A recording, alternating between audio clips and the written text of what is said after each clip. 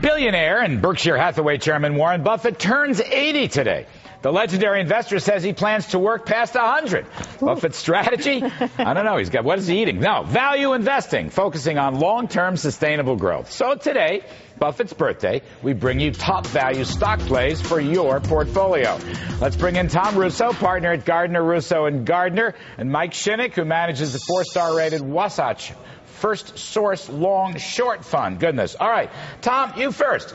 Value. What do you like here? What are you playing? Are you following Mr. Buffett's footsteps, or do you strike out on your own for value plays? Larry, good morning. The major theme that I'm involved with is to extend the insights that Berkshire's made popular through Berkshire's chairman's lessons over the years, the 80 years of his investing career, and extending them into the non-U.S. markets, where there's much better opportunity for reinvestment and development of brands and businesses.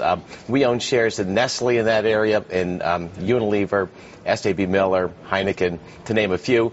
And the benefit there is that there are new markets that are open for the first time. There are new consumers. There's population growth, and the stars are lined up for profiting from abroad, especially investing in those overlooked Western European companies, which the market fears so much today because of the collapse of the Euroland. What about speaking of the collapse of the Euroland, I mean, how does that affect your strategy right now? People are getting very nervous yet again about Europe. Yeah, hi, Melissa. It's the entry into those companies. I mean, it's why the companies are available at a price that they are. The returns and investments depend not only upon growth and performance, but also on the price paid. And the fear over Europe gives us a chance to buy Nestle shares at a below fair value that's substantial, as well as then harness the fact that the European cash flows from Nestle will be deployed to develop markets in India and Africa and China, as they've done for the past decade. They have the capacity to deploy billions of dollars developing those markets, and they're moving the cash flow from mature Europe, mature USA, and investing in the places of the world that are growing. All right. Mike Shinnick, bring you in here. Look, sometimes value is in the eyes of the beholder. And I want to ask you, Mr. Buffett down through the years, right, he just bought a railroad. He bought the newspaper, the Washington Post, at one point. He's been in Salomon Brothers, the old Salomon Brothers brokerage firm. He's in Goldman Sachs. So really, what constitutes a value strategy, I suppose, as ordained by Warren Buffett? Different people have different definitions. I think Buffett himself would tell you his strategy has evolved. He started off very much in the school of Benjamin Graham, looking for things at a discount to tangible book, where you could buy it just very, very cheap and know you had that margin of safety.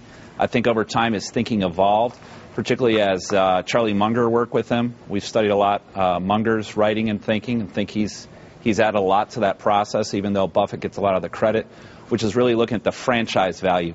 The business model, how strong is it, how much moat is there, and how sustainable are those margins. When you do value investing and you do a discounted cash flow, it's really estimating how many years that advantage lasts. Mm-hmm. And in some cases, when you're buying the Coca-Cola, you buy a railroad, you buy somebody like an Intel, they have an advantage, we think, that sustains for decades. Among your picks, you have Lowe's and Intel. Now, they're two great companies, but they're entirely different companies under the value heading. Indeed. Yes. But that's part of the strategy, right?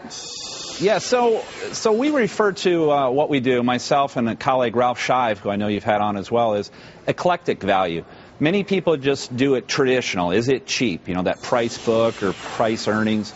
We look for a combination of factors to say, is this business a good value? Do we want to own it with a margin of safety? So you take Lowe's, run capably by the Tisch family for over 50 years, really a mini Berkshire Hathaway, if you will. Great allocators of capital.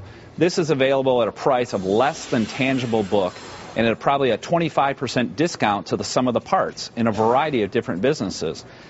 That's a great value to us, and they have a great history of shareholder value creation. Indeed, they're engaged right now in a pretty massive share buyback. We like that. Okay. Thank you so much, gentlemen. We appreciate it.